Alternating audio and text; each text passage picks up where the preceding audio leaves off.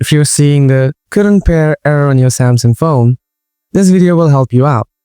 This issue can happen because of device incompatibility or a software glitch, which can stop your Bluetooth from working properly.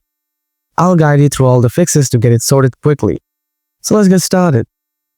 Before you follow anything else, open Setting, tap Connection, scroll down, tap More Connection Setting, enable Nearby Device Scanning.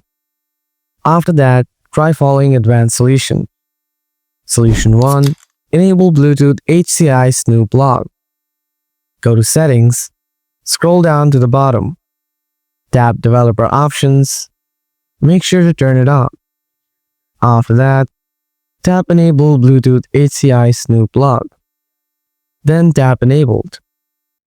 Solution 2. Clear Bluetooth Cache. Go to Settings again, scroll down, find out Apps, tap on it, tap on the filter icon from the middle right side, toggle on the Show System Apps, then tap OK at the bottom. Now tap on the search icon from the top right corner. Type Bluetooth, tap on it, scroll down, tap Storage. At the bottom, you'll see the Clear Cache icon. If you see this option is bolted to your phone, then tap on it to clear the cache. After that, check your issue whether it is solved or not.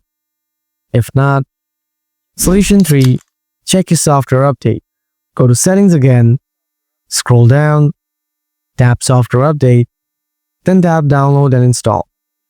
If you have any update available, then install it. Your issue should be resolved.